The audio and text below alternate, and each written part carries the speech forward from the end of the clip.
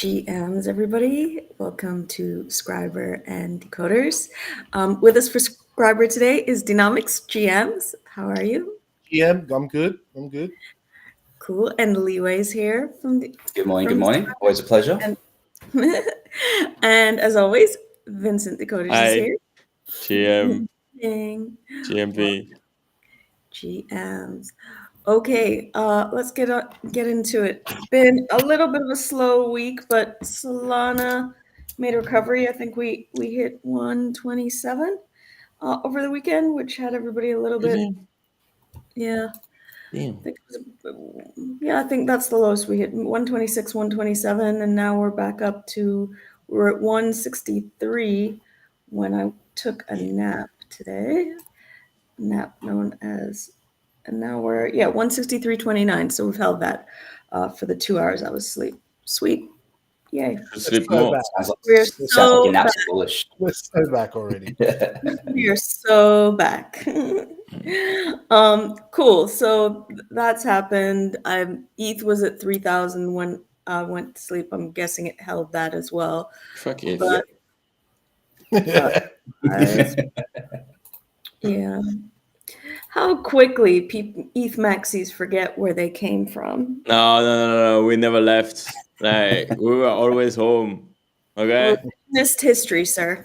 Revisionist history. Subtrue. All right. So the biggest news this week is Jupiter Exchange, or the Let's Fucking Go Launchpad candidates were released. The next three. The three upcoming ones that we're voting on are DiviBet, dBridge, and ExchangeArt. How do we feel about DiviBet?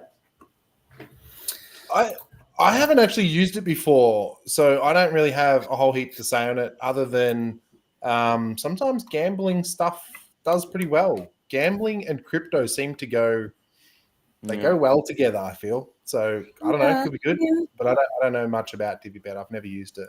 I read up about it. DiviBet, I mean, it's like pretty much, it sounds like it's like every English, probably Australian bookies, because I'm sure the ones in Australia were sports betting and stuff like that, I think. Yeah, so you can put odds on pretty much anything. You can kind of you can ask them for odds on pretty much anything. Like I know that in England, like you could walk into any bookies and say, I'd like to put odds on like even a public school cricket match or something, and they give you odds.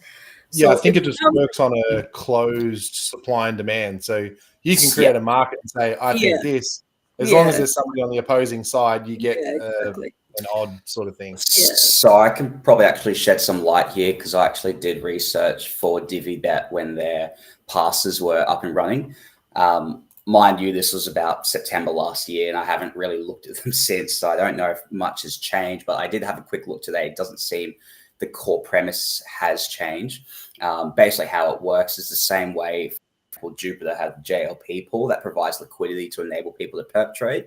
Divi allows people to provide their liquidity to basically back bets, and then each of the markets that they have, there's a cap on how much money can be betted on that particular market.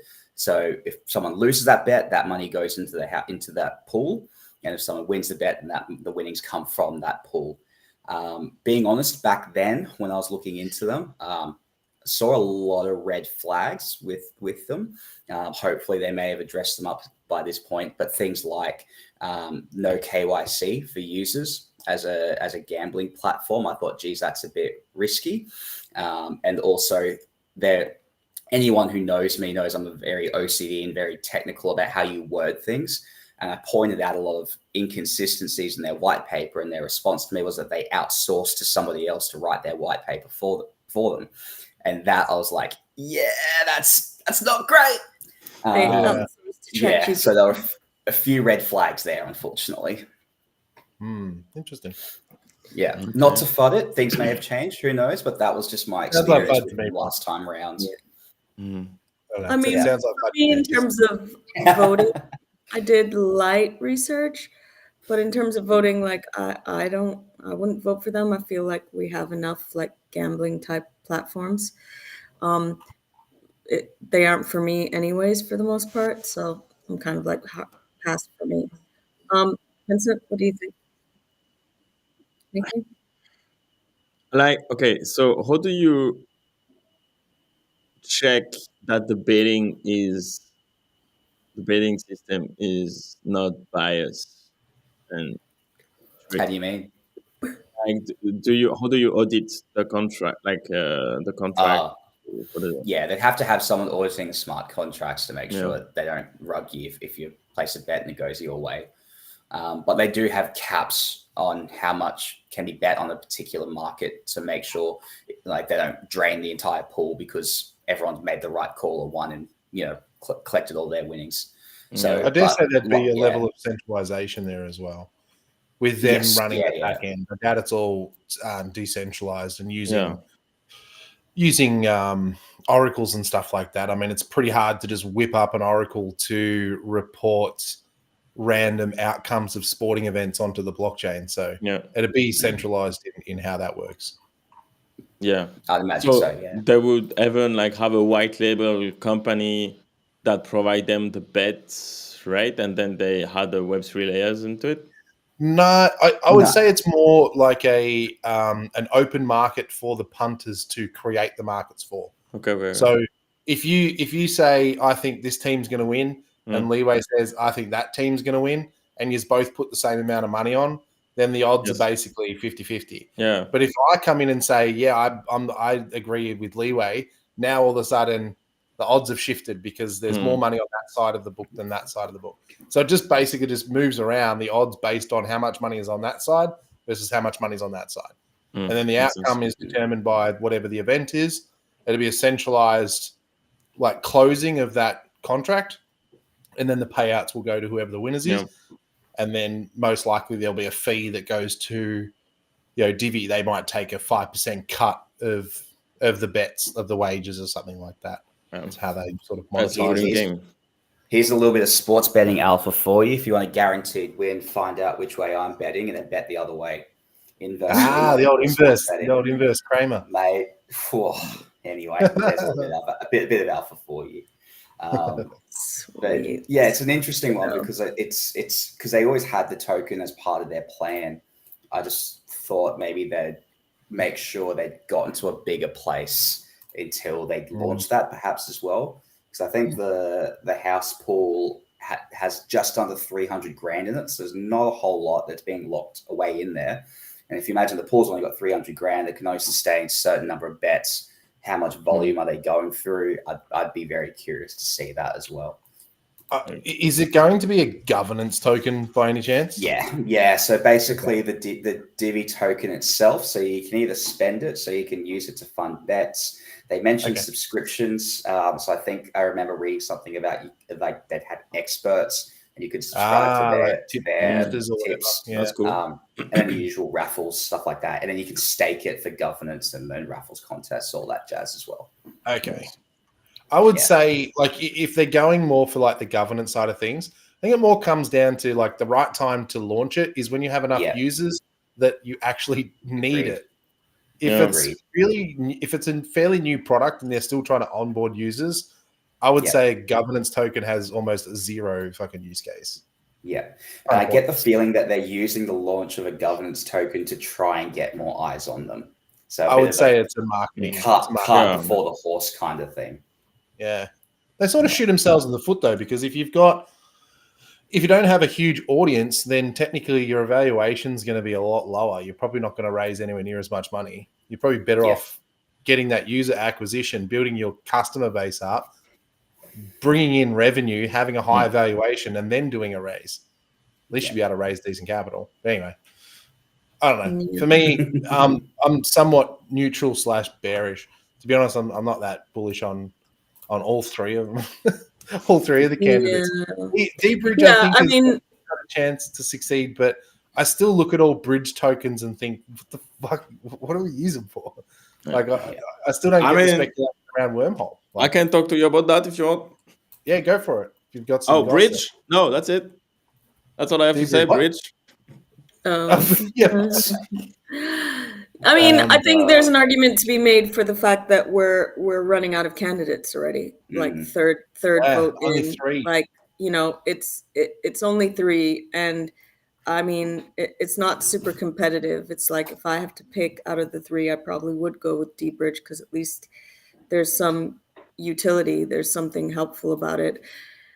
It's got users. It's got users. Yeah, That's for it's sure. got users. It's got use case. It's got utility. I mean, Tokens somewhat useless though. That's yeah, the token, and then but exchange art, theirs is a token as well, and I'm kind of like, my thing is, exchange art's the longest. Well, the whole thing with exchange art is it's the longest running kind of art marketplace because Form Function just basically was like, it's too hard, guys, we're quitting, like, it's too much work, right? That's what they did, and they bowed out. So then exchange art basically became the main. There were a couple of little ones that you could go to otherwise, like Bangers 3 Land, and had a marketplace, and I think still does, but nothing really until Mallow came onto the picture. There's also something called Foster's, I believe Foster's, but Mallow's really the next big thing. Mallow's come in. They've already released a token,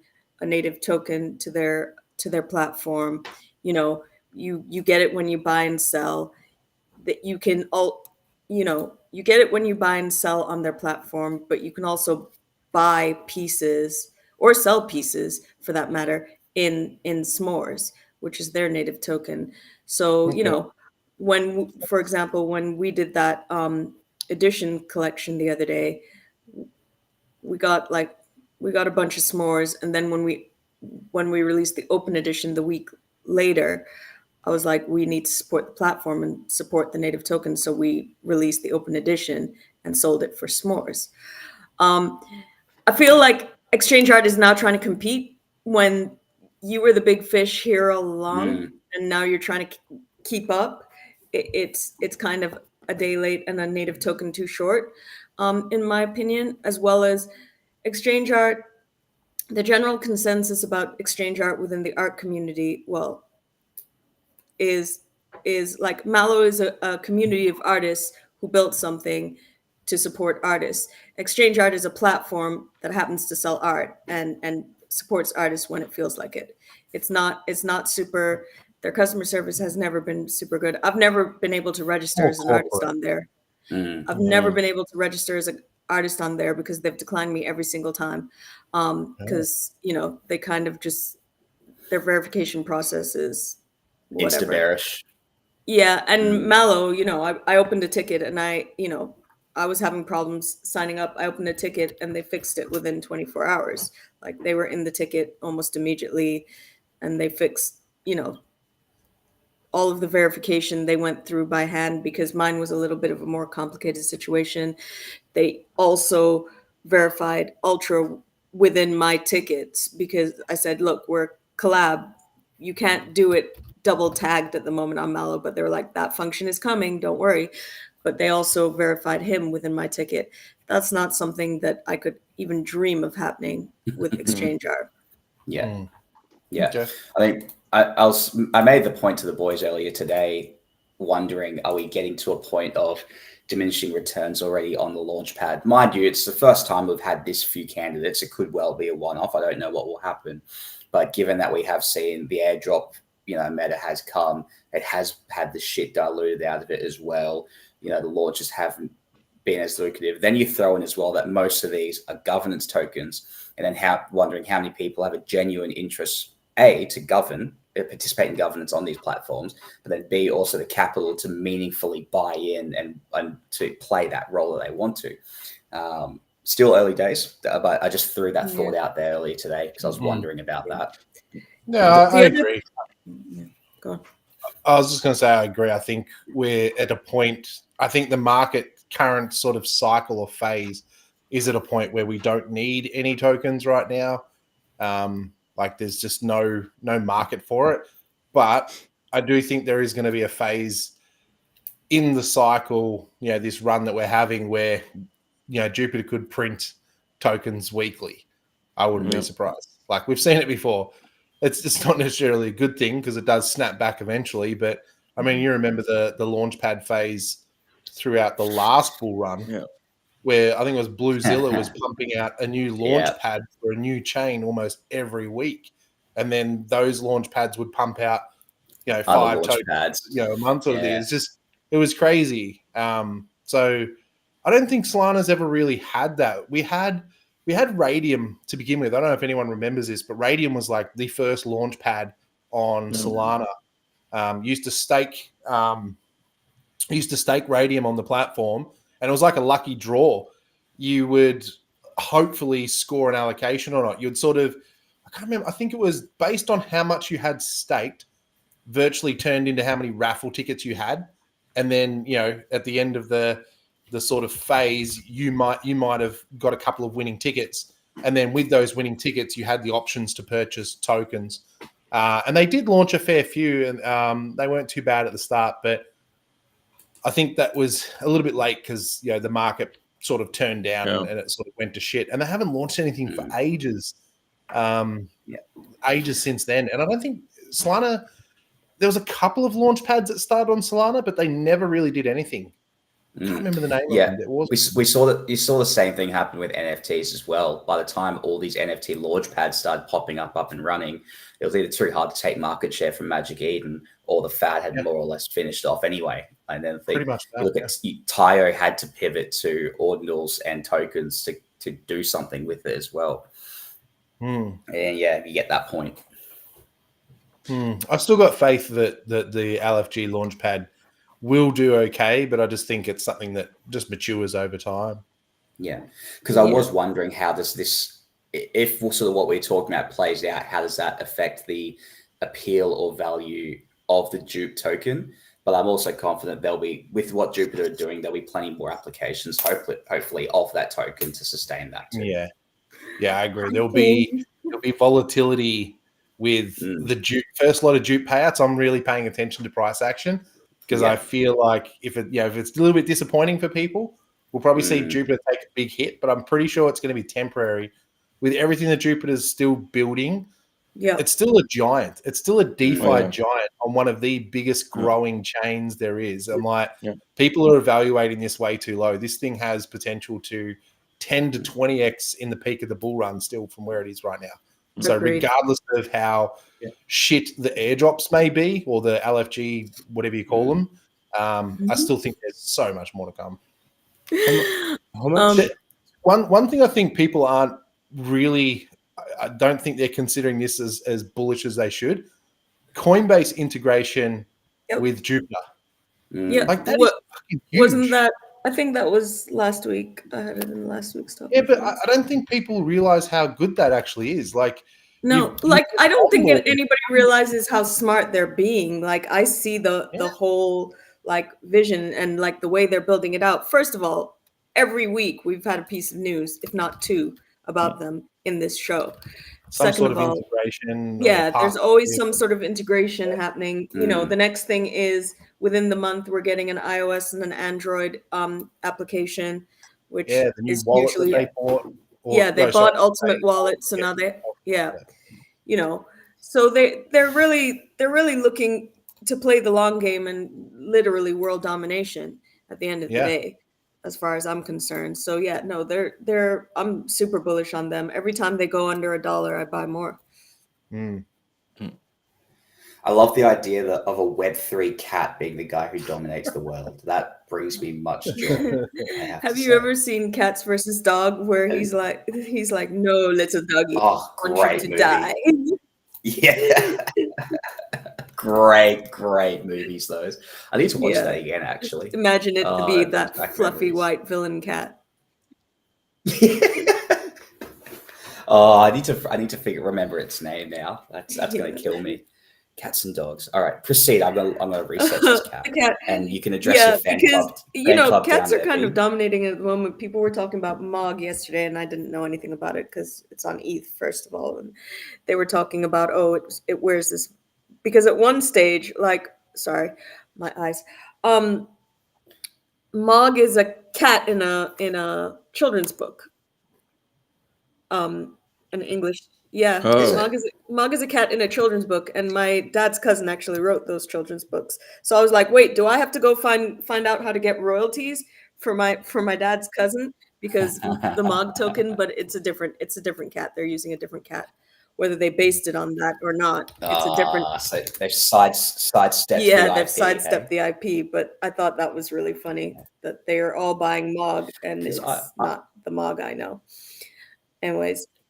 Because I always thought Mog was about those ridiculous glasses. I didn't realize it was based on a cat. No, Mog. Well, if you look There it you up, go. Mog the cat is a like gray tabby, and Yeah, I thought it originally was there all were about 3 vipers as books. Huh? I thought it was all about the pit vipers as well. Yeah. Yeah. But I Well, can't keep up with all the in cool kids. Web3 it is, but the OG Mog, the one that I know from childhood, is a gray tabby, and yeah, those books were written by my dad's cousin. Anyways, Nice little reference random for piece yourself. of trivia. That's cool. Okay, Bird Eye, and Sui's come up a couple of times in the last few weeks. Bird Eye integrates Sui wallets. Sui also, didn't they have a day where they outdid Solana transactions, or a couple of days? I think that was in last week's notes. And they just released portable wallets, a couple of different mobile wallets. So, I mean, I guess somebody else was talking to me about Sui this week and was like, I really like what they're doing. They're really like, I think they're the ones to watch. I don't really know that much about them. Unfortunately, I went for the wrong S token. I went for Say, which is not doing big things right now. Yeah, I had a convo with someone recently. It was on Twitter about this. I think they were, I don't know whether it was Sui they were talking up, or it might have been Say that they were talking up, talking about how, you know, it's going to be the Solana killer or something like that. And there was a few people who sort of agreed on the statements that a few of us made, which was, I think, the days of the new Flash ETH killer or Solana killer. You know, like they're done and dusted. We don't like. You can't just bring out another layer 1 right now and think you're going to take market share. Like, you have to be a lot better than what we've already got. Otherwise, you're nothing. Like, we don't need you. You know, it's all about user acquisition right now, and a lot of that is going towards Solana and Ethereum. So, yeah, a new chain like Sui. I just quickly brought up some stats just to do some comparisons. And like Sui, I don't know. I tried it out ages ago. I like to try out all chains because I like to just see exactly what it's all about. Nothing impressed me whatsoever that we don't already have on Solana. There was nothing that made me go, wow, this is cool. It felt like just a really poor UI of Solana. But looking at some of the stats, there's only 33 protocols on it. So obviously it's fairly new. So there's not much to do on there. So like once you get on there, there's not much to do on there. TVL wise, I just had it up. Now I've lost it. TVL is at 670 mil, which, and as a comparison, Solana's at 4.4 billion. So like it's got a bit of catch up to do. So even if it had like 1 day of volume pumpage, still nothing in comparison. Yeah. I think it was a couple of days, and it went kind of almost like it was a little bit less extreme than a shitcoin thing. It went like this and it went like this. So it's maybe 3 days that it might have gone over the Solana, and it was probably the 3 days that, you know, like we were down, not down, but you know, also it was a weird pump for them for the simple reason that it was before. I thought it was like, oh, it makes sense because it's the same time as the mobile wallet was released, but it was a few days before. So I don't know if just people got excited that the mobile wallet was being released. Just been some random volume pumps and shit. Yeah. But looking at the current volume, you know, average is 86 million daily as a comparison to Solana 1.3 billion. It's this big in comparison. But Solbig Brain is bullish.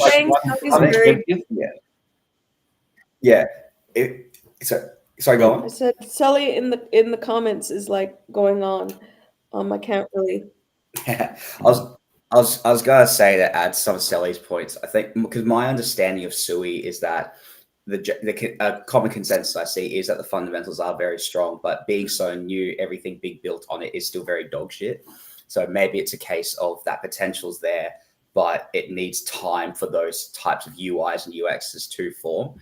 I'm not sure if Drew's still down in the comments. Drew, if he's around, but one of the guys we know, JTC Dev, who's someone who's very much smarter than I am with this stuff, is very, very happy to be doing stuff on Sui. So I think he knows something that I don't in terms of where it could go. It'll take time. I think, Solana probably took its time as well. Right now, I have zero interest in Sui until they can, like Donnie said, do something that Solana's not doing. I'm going to throw this at you though, Leeway, because someone just made the comment. Sally made the comment comparing a 5-year-old chain to something that's 1 year. Okay, so you're saying that give Sui another 4 years to play catch up. What's Solana going to do in those 4 years? Exactly.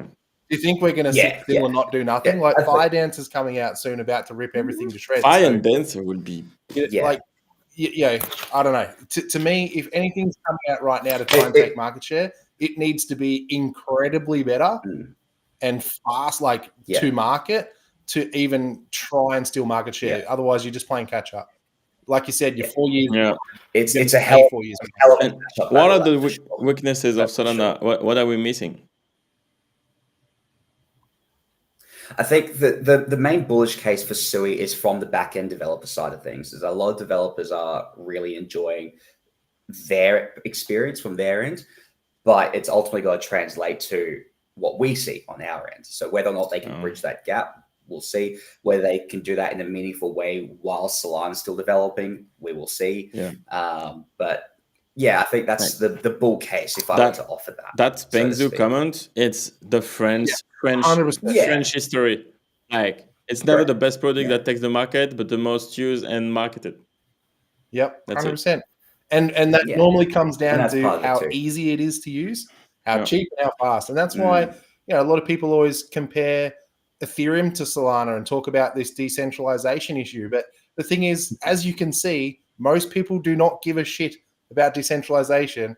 They want the chain to be fast and cheap and easy to use. And Solana has those three things, hence taken a massive market share when it comes to user base. And we have community, which a lot of the other shares community is absolute dog shit. Yeah. But because we had a run from $2 to 250, that helped building community too. Like Suri and all of the Aptos chains never really liked that kind of runs. Yeah, I don't know. There's lots of different layer ones trying to do their own thing, but I don't know.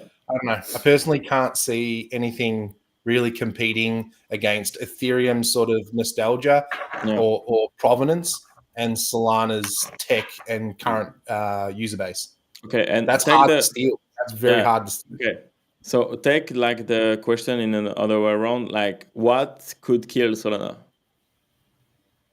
I don't know. I don't know, man. I think it's a bit of a fucking behemoth, to be honest. Yeah. I don't think it's that easy to stop. What about the VC unlock shit that Frank was worried about 2 years ago, 1 year ago? It's over, right? If VCs are smart, they don't dump directly to market to tank the price like that. Pretty much every chain has huge VC unlocks. Like go to tokenunlocks.io or whatever it is. AVAX and Polkadot have got big unlocks this week. Like plenty of layer ones have big unlocks. It's not the end of the world. So did Solana kill the layer one war? Did we win? I kind of feel like it has. Yeah, everyone always used to talk about the flippening, or everything was always an ETH killer. I don't know if you remember, like going back maybe 4 years ago, everything was always going to be an ETH killer. Yeah. And I don't know if I wouldn't say Solana is an ETH killer, but I would say Solana is it's definitely the competitor that's taken market share. That's what I would say. I don't think it's going to kill ETH because I think ETH just has that provenance that will always be around because there's huge bag holders, regardless of how poor the chain performs. It's just going to be there. But yeah, I would say Solana's probably had the best chance of being an ETH killer. Cool. I don't think I don't know. I can't see any other layer one competing with Solana personally. And that's not necessarily just a bias because of my personal bags. I've tried all the other platforms and nothing compares. Yeah. Well, I mean, to add to your point, last year at Breakpoint, I sat in on a session was WorldPay and Visa. I think it was a bunch of different payment processors and kind of banking institutions, and what they all had in common was they all had a like ETH, BTC, and Solana bags. But what they loved about Solana and what was making them super bullish and even getting more bags in Solana was that they have a whole community to dive into. They don't have to go looking elsewhere for devs. They don't have to, they don't have to go outside of the community. Everything that they need or want within Solana is already here. And that was a big bull case for them. So that made me even more bullish on Solana, to be honest with you, when I heard that at Breakpoint, with financial institutions saying that. Sally just made a comment before regarding ETH's future is all in L2s. But, I mean, there's so many arguments against that one as well, when so many of the ETH maxis, arguments against any other chain, specifically Solana, is all about this decentralization issue and VCs and whatnot. And then pretty much every L2 is very much centralized and VC backed. So it just ruins their entire argument about it being a superior chain.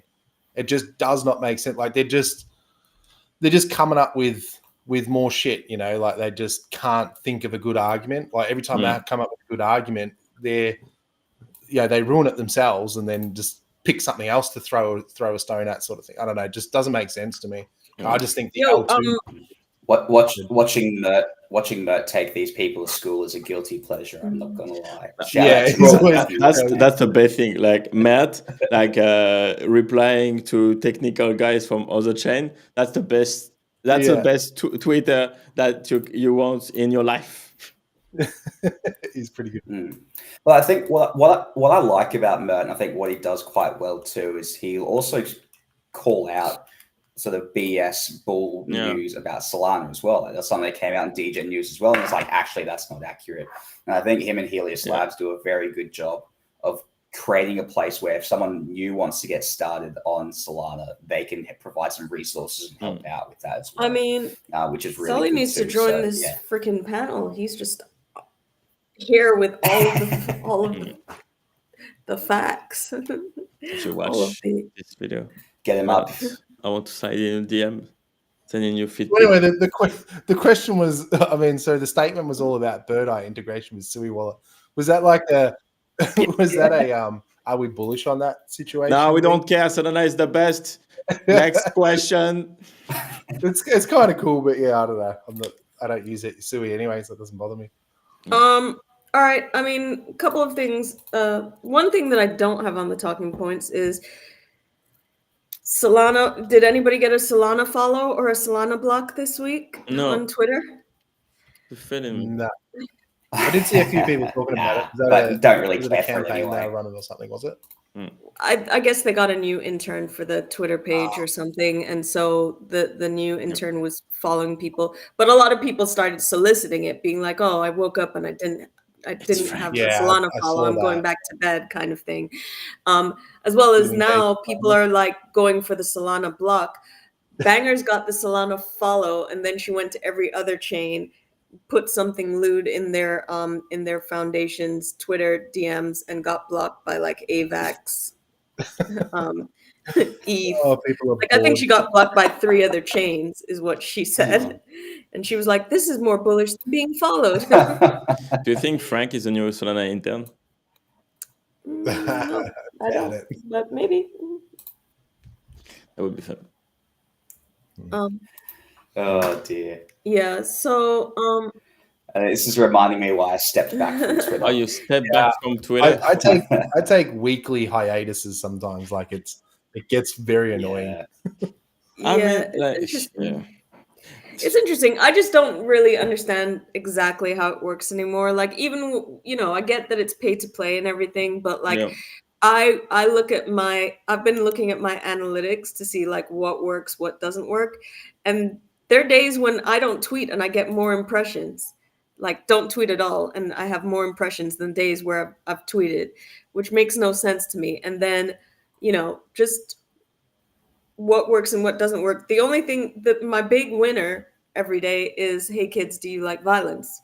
Like no matter what, like that's usually my biggest impressions, biggest engagement, everything. I stopped using Twitter about a month ago. Oh, we miss you, Drew. Come back. No, Come back. I, Anyways, I start to get the fun out of it when yes, I it's just work. telling myself it's just nothing fucking serious, man. Like everything is non-serious. Yeah, I just feel like most people don't have anything to say and they just talk absolute rubbish. Yeah, I mean, some people are just doing it for the impressions because they're monetizing, right? But then I still don't get that. Like, I still don't get why everyone's in such a competition to have followers and everything. And then it's like, okay, now what are you going to do with it? No, what are you going to do with your 12,000 followers? Because their parents didn't tell them that they love them enough. You never tell me So, that. I mean, there are people who make a living off of what they're doing, right? exactly. So they have to keep their followers up. They have to keep the impressions up. They are actually, there are some people actually living off of this monetization that they're getting, no matter how big or small you think it is. Personally. But how many people do we have that have, I don't know, anywhere from 5 to 10, 15,000 followers or whatever, who are just yapping, shit posting all day, every day and bragging about impressions and followers and stuff. And it's like, and what do you do with it? Bye. What's are you talking about? Bye. But and now they have the new title of KOL, key opinion leader, and every week there's a new KOL is a key opinion leader. When it first came out, I thought, why is everybody talking about koi fish? Why is koi a thing now? Each week there's like a new popular phrase. Like a couple of weeks ago it was there's lessons in that. You have to like mute words or mute phases. Everyone would just post something saying there's lessons in that. Then it was study this, study that, and I'm like, for fuck's sake. I remember the other day everyone's bidding. I'm bidding on this. I'm like, are you placing bids or are you buying shit? Why are you misusing terminology all the time? Bidding is the new. The other day I saw you comment on who was it run, and it was like, why do you always say GM trade chat? Going I was really confused with the way he writes it. I don't know because he's Pommy English, and I don't know if it's just like the way that they say things. But every time I read his thing, I'm like, I don't understand why he says it. It doesn't make sense to me. Oh, I got why he was saying it, not because I thought he had a trade chat, but I just thought that it's like I say GMs, I never say GM. It's just the thing I do now, right? He's very hard to understand anyways. He came to my space the other day and I was like, where are you He's got a strong accent, yeah. Yeah, and the thing was, I couldn't even pick up where it was from because I said to him, "Are you from Liverpool?" And he's actually from Birmingham, but it goes, I was going to say he's for sure. But every once in a while, it sounds very, very like he's from the Wirral, so it was weird for me at the time. But he's quite difficult to understand, I have to say, and I'm used to the Birmingham accent, but his is quite thick. Anyways, Watch a few seasons of Peaky Blinders. That'll give you a bit of training and understanding. I've never gotten there. I'm nearly done with Yellowstone now. Dynamics, nearly. Yeah, it's a good series. Have you watched all the older ones? Oh, not older ones, but the 1883 or whatever it's called. Oh yeah, I don't know if I'm going to do those. It's a lot. Yeah, you got to do the prequels. The prequels are good. I'm like limping to the finish line with this season 5 of Yellowstone, I have to say. But anyways, all right, that's not crypto related, so let's shut up. Roaring Kitty, GME, AMC, Stonks, it's all back. Oh, is it the real Roaring Kitty? Is it not? Is it? I was going to say, is it actually? Well, wasn't there something about the Wall Street Bets page saying that they're about to tweet in 3 minutes or something, and 3 minutes later that happened or something? I don't know. Who knows? And there was some other stuff that was going from that account that clearly wasn't him or them or whatever at some point during the week. So anyways, people are making money off of GME and AMC again. And it happens, I think Peng Su's still here, it happens to kind of coincide with the fact that Pudgies are now in GME. They're now in GameStop. You can get Saw them that. in Target Right. and GameStop, the Pudgy plushies in the last week. Which, I mean, I don't know. The plushie thing isn't that bullish to me. I'm not going to go out and buy any of them. But in terms of like kind of being a seamless, like sprinkling a little Web3 element in Web2 without people even knowing, it's kind of cool. It's pretty cool. I think they've done a few sales. I remember seeing someone post some stats the other day, and I think they've sold like a million toys. So it's pretty impressive. It's probably more impressive than anyone else has done in the NFT space. Yeah, In terms of any sort of like monetization, they've probably done the best compared to everyone else. But yeah. And then brand recognition outside of Yeah. the Web3 Yeah. echo chamber as well. And brand recognition in a way that some people don't even know that it's Pudgy Penguins to I think that's what it is. to I've seen people Vincent's post point, it on like people are using Pudgy Penguins GIFs without even knowing it and being like, oh, aren't these cute?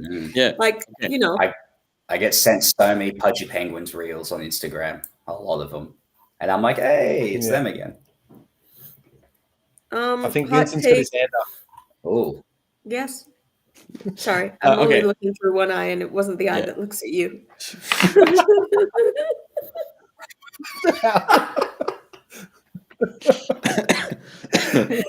My apologies. Okay. That's okay. Yeah, okay. So, yes, with what you say. Okay, so Normie saying you Pudgy Penguins GIF without knowing that they are Pudgy Penguins. Why is that good for Web3 Pudgy Penguins? Well, I mean, financially, it's good for Pudgy Penguins in general and for brand recognition. But it's kind of, I remember one of the comments in the Walmart plushies was this, and people kept on reposting. It was really funny. This woman who was like, they're trying to indoctrinate NFTs into your children's lives or something, it was this whole propaganda, they're trying to finesse them. Evil big pharma thing. Yeah. So some massive psyop. Exactly. So it kind of is, but it's so your kid gets the plushie and then maybe sees a GIF and whatever and maybe gets deeper into it. Like, remember all of those kids who used to collect Beanie Babies? They actually started collecting them and not just playing with them because they started to be worth something. And if your kid gets into something in that way, you never know where that could lead to. So I think that's kind of. I'd say it's more on the whole brand recognition thing of where it could go. Like, it starts off with GIFs and everyone uses them and everyone sees them, may not know that it's NFT and shit, but they've seen those GIFs. Then all of a sudden there's an ad on the TV for these fluffy toys at Kmart and everyone's like, oh, I've seen those on those GIFs. And then next thing there's, I don't know, a show bag at the show or something like that with them in it. And everyone's like, oh, that's those things. And then all of a sudden their kids start liking it. Then there's a TV show. Like, it's just a natural progression, I would say. Snowball effect. But maybe the GIFs right now don't translate to profit or revenue, but it does grow the brand. Yeah. And I think off the top of my head, it's the first thing that's really sort of built its prominence through that mechanism, through that social media presence, rather than say your Pokemons, your Disneys of the world, where they had movies and TV shows and stuff to bring these characters to life. This is a different route from what I've seen before. I can't think of anything else off the top of my head that have done what Pudgy have done. Pudgy's have done as well, which I think is pretty cool. It's the POC that shows everyone it's possible. I honestly, the first thing that POC always means people of color to me first. And I was like, what are you saying right now? What are you talking to me about? You what, I was like, what are you saying to me? So, it's the proof of concept. I get you. Yeah.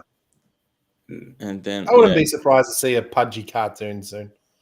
Yes, okay, that makes sense. But if there is a kid in the world that's going to buy a 20,000 JPEG because they saw Pudgy Penguins on Instagram Reels, that'll never happen. We are going to increase the credit debt.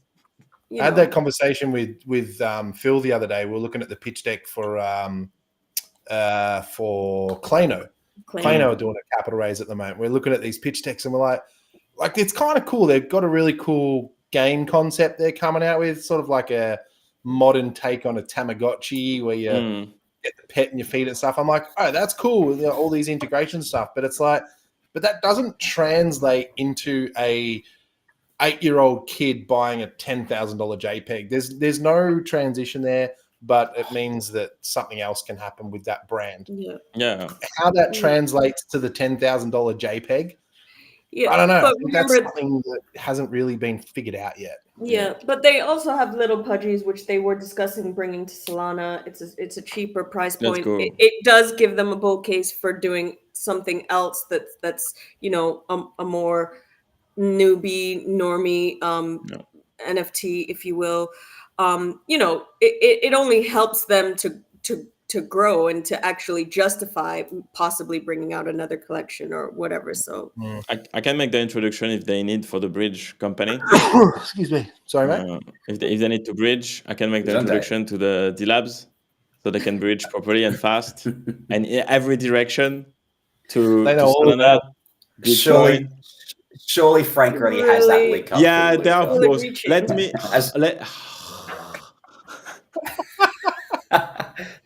let Vincent have his moment. Sorry, I'm sorry to take that away from you.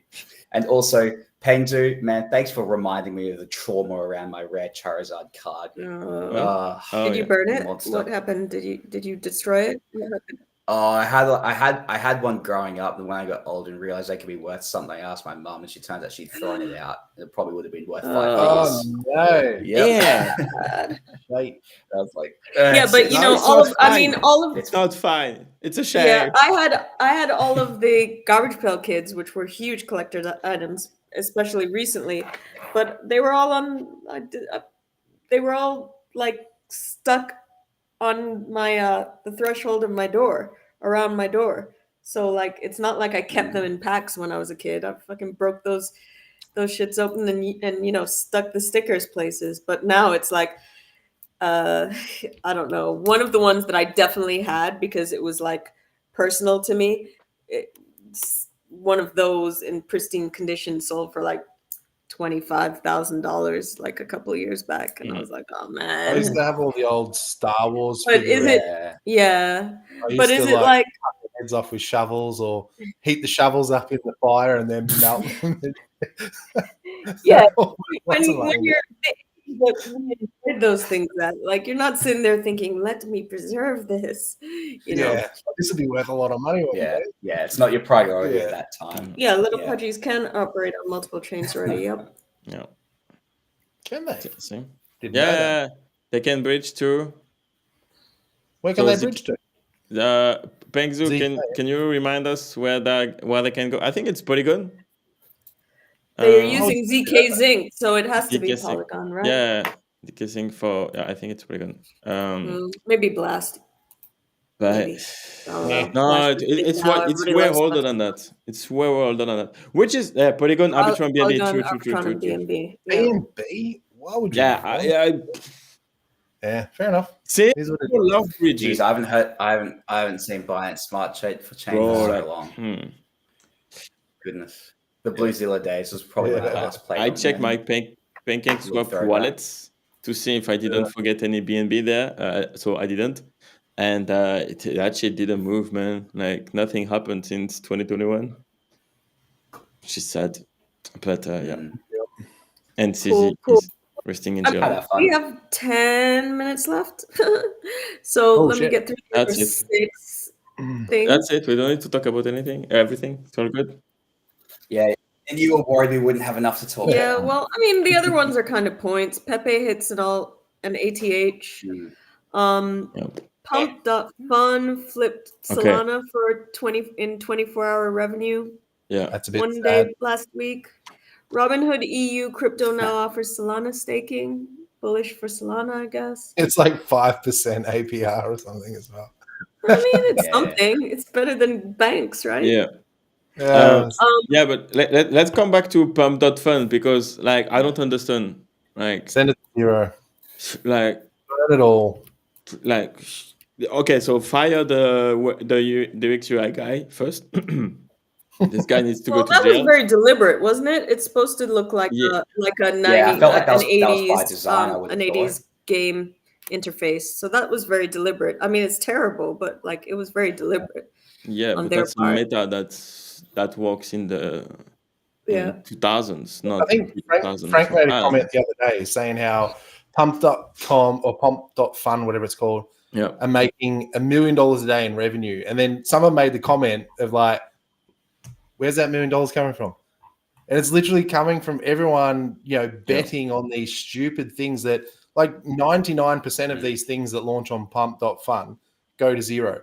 Yeah. So this platform is making $1 million a day off people who are throwing money at things that just go nowhere.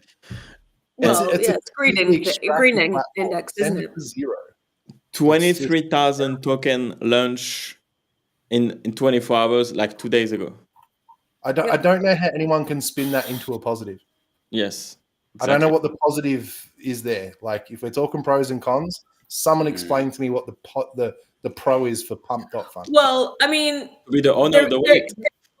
they're going to gamble no matter what. So at least I guess it's going back into our ecosystem. I don't know. No, it's not. It's going to the dev. It's going into the dev's pocket. $1 million a day. That's what I'm saying. Like this is a completely PvP market. Yeah. Money is going from one person to the other, and in this case, it's going from thousands of morons who have a little bit of money and they're trying to get rich, flooding all into one person's wallet. Yeah, and it's not mine. But then I guess this raises though. What's the pro of a casino having fun? So it's the exactly. It raises the point of where's the burden on? Is it the burden on these platforms enabling this degenerate behavior? Oh yeah, no. Fuck that. Like the platform is not responsible. Like the platform is not responsible for getting users. Like you have to be self-aware of what the fuck you're doing. Yeah. And people had to seek that out. It's not like it was advertised. Like, people told me about encouraging it though. Like whether you say they're going to do it or not, like, I get that. People are going to gamble regardless of what you provide them. But if you provide them with the tools, you're just fucking encouraging it. Yeah.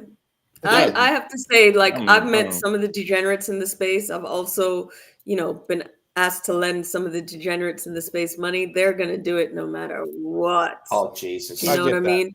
Like they are addicts. Like they're going to find the next high somewhere, because that's the other thing is the people that we're talking about. Most of the people that we're talking about are probably not even people that like we can relate to necessarily, because these are people who are, on Rollbit or Soul Casino most of the day. And then they're looking for something else because like that doesn't give them the buzz anymore. You know what I'm saying? Yeah, that's fair enough. I don't know.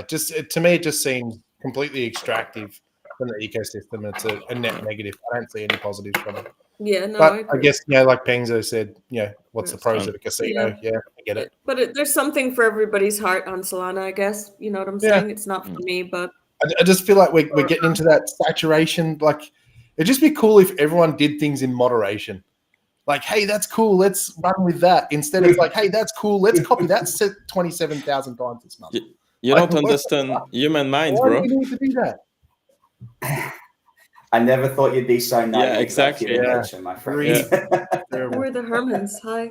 The Hermans. It's okay. So it's a new collection that's coming soon. I've met Zimbara in